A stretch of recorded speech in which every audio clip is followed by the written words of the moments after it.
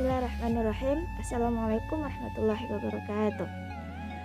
Baiklah, pada kesempatan kali ini saya akan presentasikan makalah saya, yaitu matkul Sejarah Pendidikan Islam yang berjudul Pertumbuhan dan Perkembangan Pendidikan Islam pada Masa Dinasti Abbasiyah. Sebelum saya mempresentasikan makalah saya akan memperkenalkan diri. Perkenalkan, nama saya Silviania Mahira dari Prodi PAI Stay Al-Kifayah Riau. Dosen pengampunya adalah dosen Harini Haryati MPD. Baiklah, saya akan mempresentasikan makalah saya satu persatu.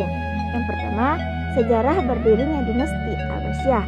Abu al-Abbas al-Saffah tahun 1750 sampai 1754 adalah pendiri dinasti Abbasiyah.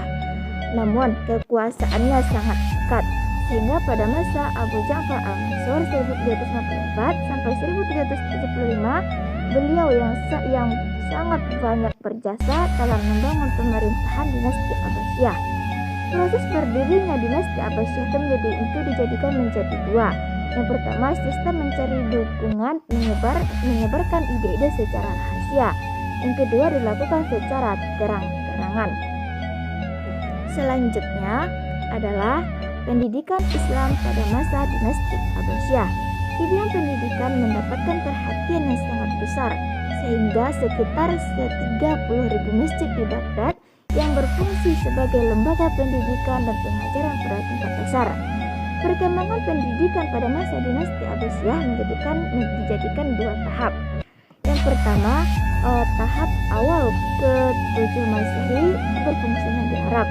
Yang kedua, pada abad ke-11 Masehi berfungsinya di non-Arab. Selanjutnya adalah metode pendidikan, kurikulum, dan materi pendidikan. Pada masa dinasti Abbasiyah, pendidikan dikelompokkan menjadi tiga. Yang pertama, metode lisan berupa dikte atau ceramah. Yang kedua, metode menghafal. Dengan ini murid membaca berulang-ulang kali pelajarannya hingga melekat pada benak mereka. Yang ketiga, metode tulisan. Pengopian karya-karya ulama sehingga tingkat penguasaan murid semakin meningkat. Kurikulum pendidikan Islam pada dinasti Abbasiyah itu menjadi tiga. Yang pertama, kurikulum pendidikan dasar atau tetap. Yang kedua, kurikulum pendidikan menengah. Yang ketiga, kurikulum pendidikan tinggi. Selanjutnya adalah tujuan lembaga pendidikan masa dinasti Abbasiyah. Tujuan keagamaan dan akhlak seperti pada masa sebelumnya. Anak-anak diajarkan, dididik untuk membaca dan menghafal Al-Quran. Yang kedua, tujuan kemasyarakatan, yaitu pemuda-pemuda belajar menuntut ilmu supaya mereka dapat mengubah dan memperbaiki masyarakat. Di antara lembaga-lembaga pendidikan Islam yang ada pada dinasti Abbasiyah tersebut adalah Kutab sebagai lembaga pendidikan dasar. Yang kedua, pendidikan rendah di istana. Yang ketiga, tokoh-tokoh kitab. Yang keempat, rumah-rumah para ulama. Materi selanjutnya adalah nampak pendidikan Islam. Pendidikan Islam ada sebagai usaha dan karya manusia, berkembang seiring dengan dinamika dan perubahan pranata sosial. Sebagaimana tercermin dalam pembukaan Undang-Undang Dasar 1945 untuk memajukan kesejahteraan umum dan mencerdaskan kehidupan bangsa.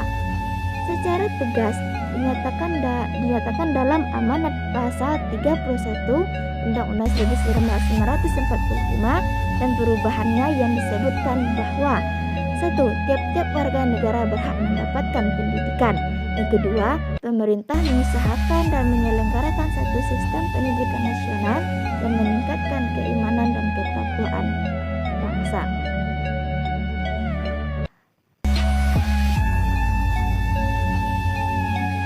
Cukup sekian yang dapat saya sampaikan dari materi saya. Dengan berakhirnya penjelasan materi, maka berakhir pula presentasi saya pada kesempatan kali ini. Berakhirnya presentasi saya mengucapkan Assalamualaikum warahmatullahi wabarakatuh.